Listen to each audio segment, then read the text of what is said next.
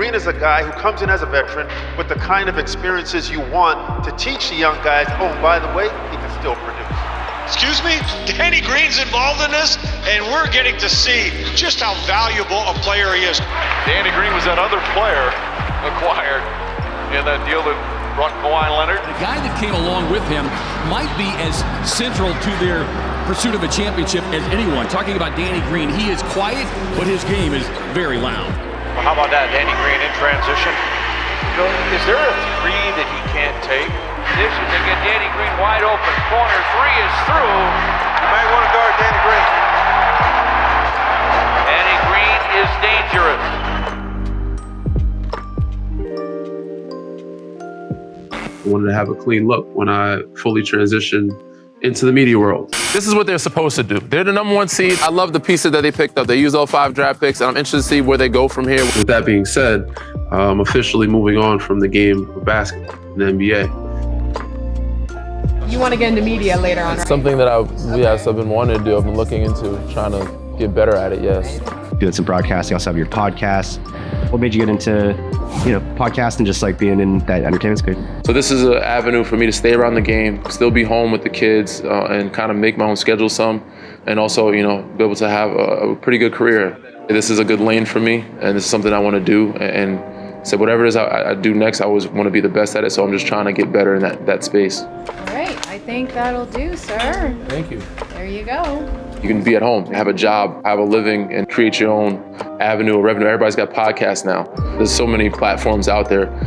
You got to try to find a way to be creative to get that notoriety. So I have some things outside of doing the media stuff and the network stuff, projects in the works that I think could be fun. And being big movie buff, TV series buffs, I always want to learn like production stuff and how directing and how that works. So I just want to expand my knowledge of everything as I get older. You'll be right there, yeah. Okay. They'll be right here, and then they'll have a one shot, but don't worry about the cameras. Like, they'll be going back and forth, so you and I will just talk. Okay. All right. We are about 10 minutes, less than 10 minutes away from the 5 o'clock Sports Center. I got a special guest with me co-hosting. Yep. It was great to be in space and learn from people of all sorts in all areas and in all parts of the country, different networks. And also got a chance to do like some stuff while I was playing for Toronto, after playing for Toronto that summer with Beyond the Arc. We had like a TV series, kind of produced it. It was a lot of fun. So the networks aired that, which was amazing. So it was a lot of fun to not only tour Canada, but do different cool things around Canada.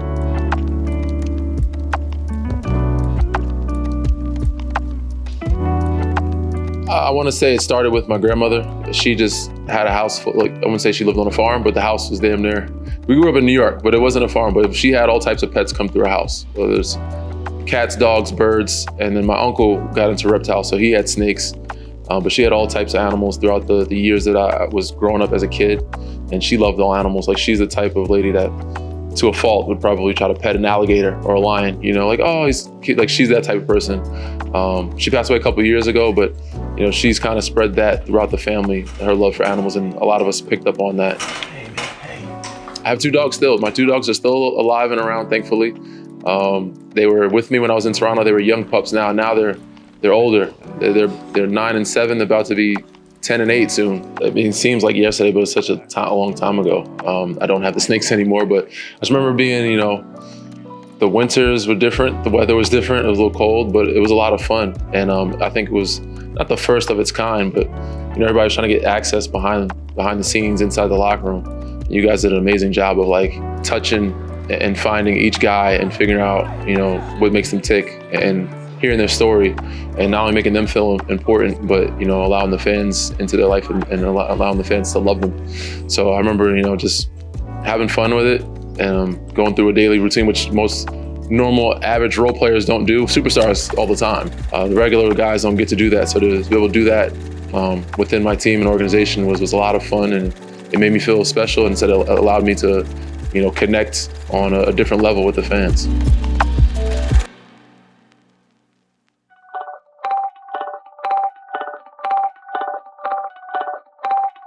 Well, I fell in love with basketball because my dad, was a big basketball fan, and he'd always watched the game. He was a young dad when he had me. He raised me the right way. He raised me to be the man who I am today. Among other people, of course, my coaches along the way have done a great job of helping and form me into a certain type of player, which allowed me to be a certain type of person. You know, the things that I've done on the court have carried over to the things I've done off the court, with being organized and, you know, a certain type of work ethic. But, you know, the credit goes all to him solely and how he raised me from a toddler till now.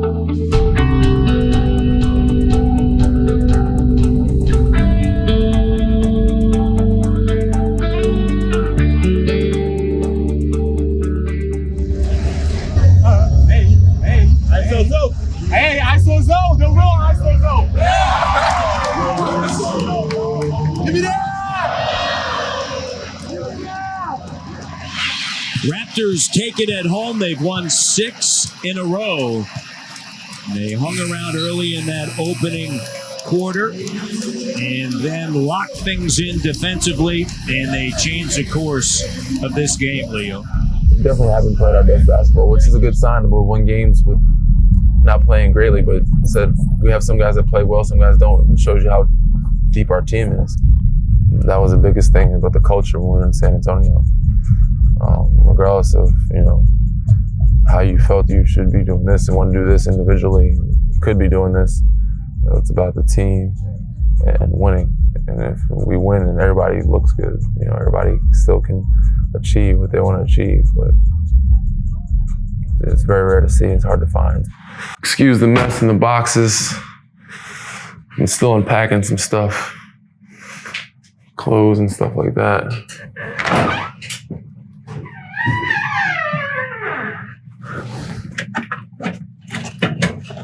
Hey man, hey.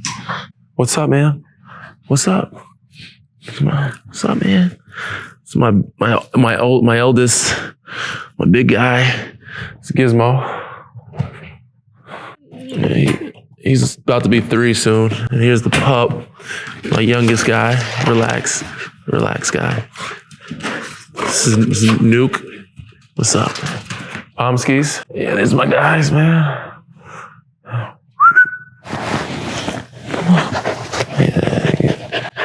They want attention now. Gizmo's getting.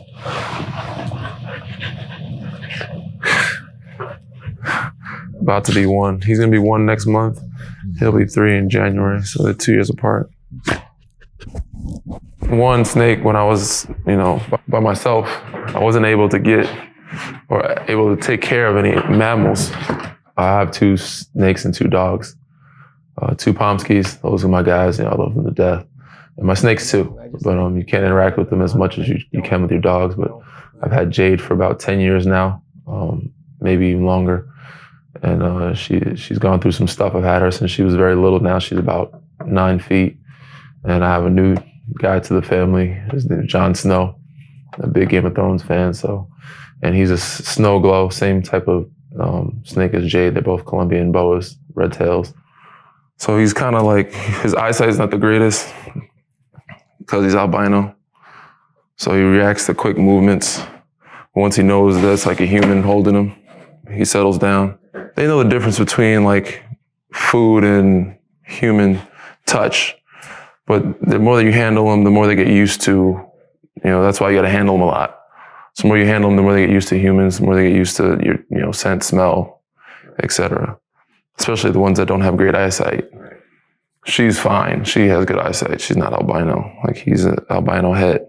It happened right after, I guess, the trade happened. I was already planning on getting him. Luckily, he became available. I was able to purchase him from a friend that I know. He does a great job with breeding. And said Game of Thrones, obviously, one of the top shows out, one of my favorite shows. And being in the North, you know, I think it was very fitting to give him that name. You know, they're pretty docile and chilled, you know, snakes. They're easy. The interesting part about them is just watching them eat, watching them feed, shed, drink. They're just different. And they're easy to take care of, low maintenance. Before I had gotten any type of relationship or had anybody helping me out in the household, I was by myself, and only pet you can really take care of is a reptile, because all they need is, you know, water and heat, and they only eat like once a month, once a week when they're younger, once a month as they get older, once every 2 months. So very low maintenance. Come on, watch out. Got adult business to take care of. Say your goodbyes. See you later, buddy.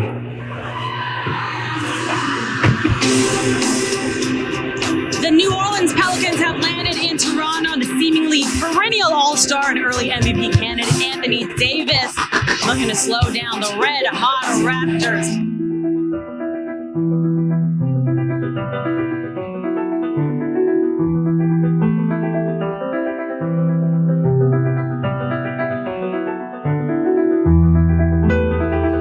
I was a very young, a toddler basically. First time that I fell in love with basketball because my dad, was a big basketball fan, and he's always watched the game. He was a young dad when he had me, probably about 21 when he had me, and grew up just watching a lot of the NBA games, a lot of college games. So I was probably about 2 years old when I first picked up a ball, playing with the Fisher Price rims. But first started playing like youth basketball, like in the leagues, locally, about 5 years old. So I've been playing since I was very young. Danny Green, the three. Green drills it. Danny Green made his NBA debut on this date in 2009. A special date for him. There's a long list of people I can name that have helped me a great deal of, being a resource of helping me get out of, not saying I was in a bad situation, but helping me succeed and, be able to take care of my family, make things easier for them. Go from high school coaches to, college coaches, and obviously coaching the pros, and, obviously my dad, my brothers, my closest friends, even some of the guys that have played for my OAU teams, from like Lamar Odoms, Ron Artest, those guys, New York guys that are, older than me, bigger names that would come back and we would see, play or see them at camps and learn from them. So I have a ton of different guys that have helped me and mentored me. If it wasn't for those people, I wouldn't be where I am today. And it's my job to kind of do the same with the younger generation, help them get out of, unfortunate situations. The tattoo on your back? It's my father and I. Yeah. Well, it's from a movie, Men of Honor.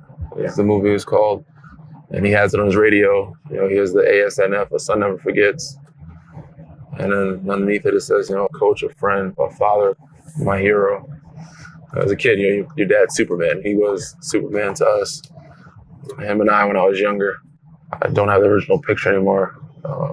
Fortunately, the tattoo artist had misplaced it as he was doing the tattoo. But yeah, I got the picture now on my back, so that's all that matters. But there was a time my dad, he was incarcerated for a couple of years. I wasn't sure if I was ever going to go get him back, or he was ever to watch me play again in college. And 2 years later, he came back and was able to catch my senior night, which was a big deal. And he kind of raised me and my brothers. My mom was around until about 11, 12, and then they split. We stayed with him, and he kind of raised us. And obviously, we're big into sports, so he was our coach, and he did all sports.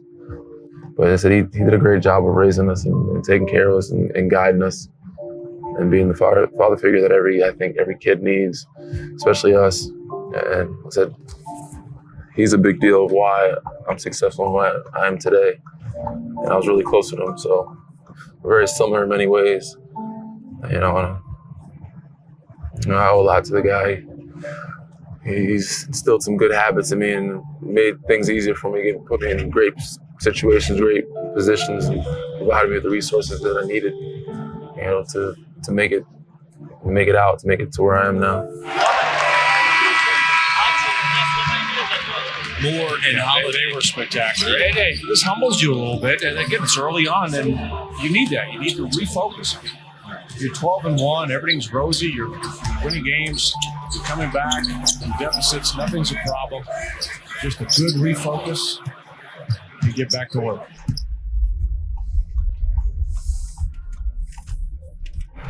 Going to a Reptilia event. I'm assuming that's a reptile museum. I've never been to it.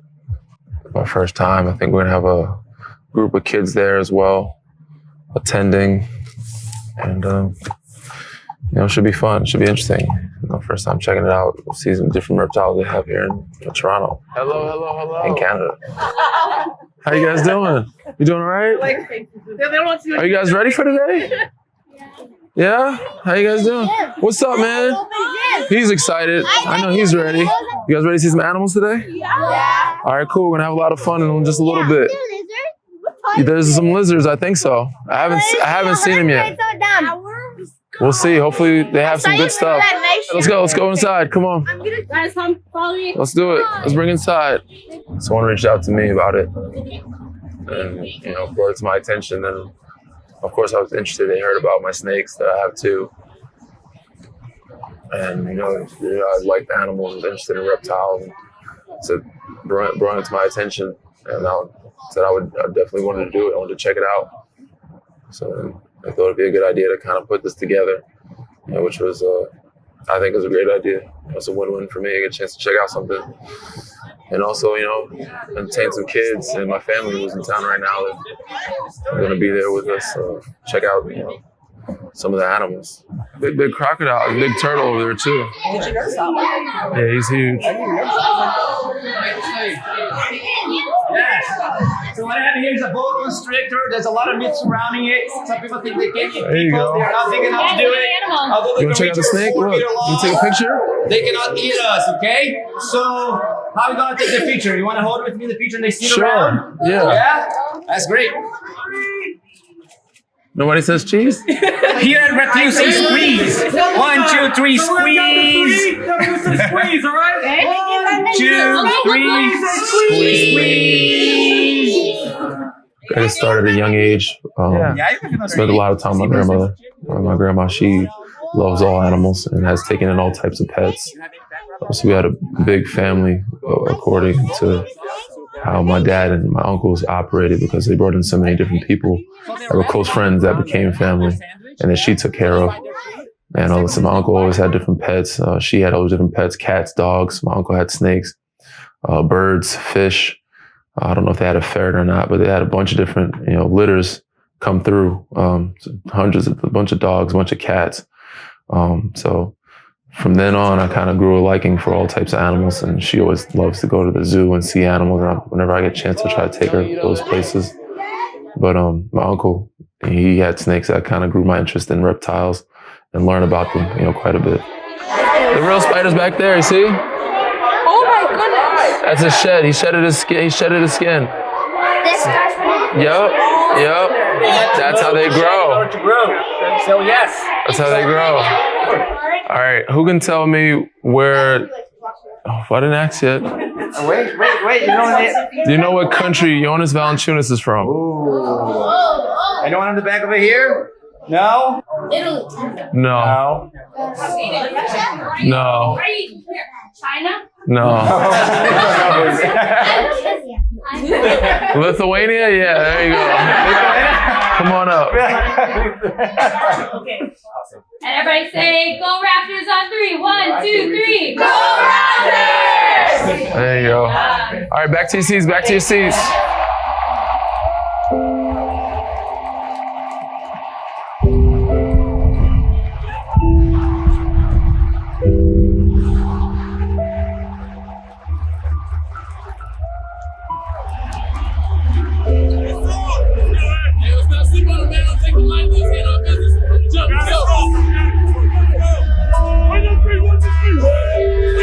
So different now being in this side of the table, I guess, and being the guy teaching everybody, but I'm having fun with it. I think it's a great thing. I appreciate it so much more now, those times that I had with those guys, and you know, kind of took it for granted how much we won and got to the Western Conference Finals and got to the final, and then how hard it is to get back there. In the last couple of years, we know how tough it is, and just trying to stay healthy, and you know, just try to last year make the playoffs and get a good seed in the playoffs. You know, kind of took those things for granted. So relish every single one of those moments. And at this time now, I'm having fun with it. Hopefully they are taking it in, these young guys, and looking up to me or listening to what I have to say. You know, it's great to have, but you know, they're good. They know what they can do. They know what they're capable of, and we're doing pretty well so far right now. And just hopefully we just keep it going, keep getting better and maturing. And my job is me, myself, Kyle, CJ, all the vets, to try to keep those guys, you know, maturing and make us championship ready when the time comes.